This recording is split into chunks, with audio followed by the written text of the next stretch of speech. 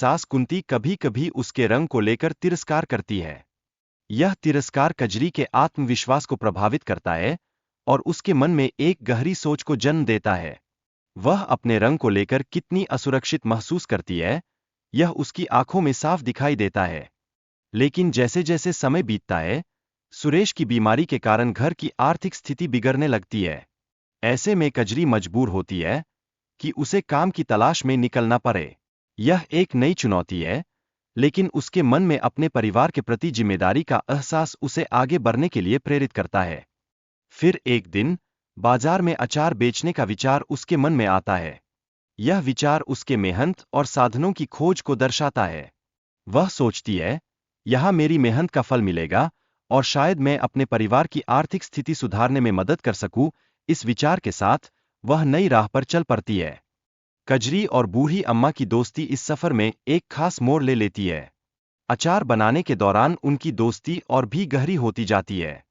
वे एक दूसरे का सहारा बनकर कठिनाइयों का सामना करती है।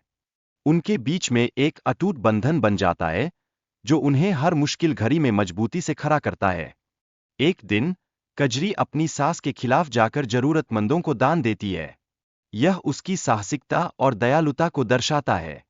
ऐसे समय में उसका यह कदम उसके चरित्र में एक महत्वपूर्ण परिवर्तन का परिचायक बनता है, जो अन्य लोगों के प्रति उसकी निस्वार्थ भावना को उजागर करता है।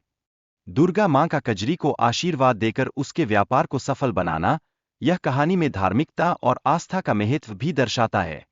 कजरी समझती है कि उसकी मेहनत और आस्था का यह मिलाजुला फल उसे आगे बढ़ने में मदद करता है। इस आशीर्वाद के साथ उसकी यात्रा और भी प्रेरणादायक बन जाती है। चंद्रभान और निर्मला की मेहनत से बनी चूड़ियों की सुंदरता और गुणवत्ता उनके भक्तों द्वारा सराही जाती है। इन चूड़ियों का महत्व धार्मिक और सांस्कृतिक दोनों ही दृष्टिकोण से है। यह चूड़ियां केवल आभूषण नहीं, बल्कि समर्पण और मेहनत का प्रतीक है। जब बाजार में चूड़ियों की बिक्री होती है, तो यह न केवल चंद्रभान के लिए, बल्कि पूरे गांव की आर्थिक स्थिति में भी योगदान करती है। यह दिखाता है कि छोटे व्यवसाय भी बड़े बदलाव ला सकते हैं। चूड़ियों की बिक्री से हर कोई खुश होता है और यह एक नए उजाले की किरण बन जाती है। कमला का चंद्रभान की मदद करना इस कहानी में एकता और सहयोग का प्रतीक बन जाता है। यह दर्शाता है कि जब एक समुदाय एकजुट होता है, तो वह कठिनाइयों का सामना कर सकता है। सभी लोग मिलकर काम करते हैं, जिससे सामूहिक प्रयासों का सुंदर नजारा सामने आता है। कमला की चूड़ियों की बिक्री से चंद्रभान और अन्य गरीबों के प्रति सहानुभूति का विकास होता है। यह कहानी हमें सिखाती है कि एकता और सहयोग का महत्व क्या होता है। जब लोग एक दूसरे के साथ खड़े होते हैं, तब कठिनाइयों का सामना करना आसान हो जाता है। कमला द्वारा चंद्रभान को माफी मांगने के बाद दोनों के बीच का संबंध और भी मजबूत हो जाता है।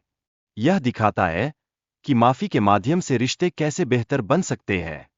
उनके बीच का प्यार और सम्मान एक नई दिशा में बढ़ता है, जिससे सबकी जिंदगी में खुशियां प्रवेश करती है।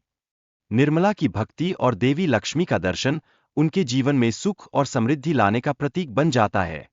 यह विश्वास और आस्था की शक्ति को दर्शाता है। जब वे अपने दिल में आस्था रखते हैं, तो जीवन की कठिनाइयां भी छोटी लगने लगती है।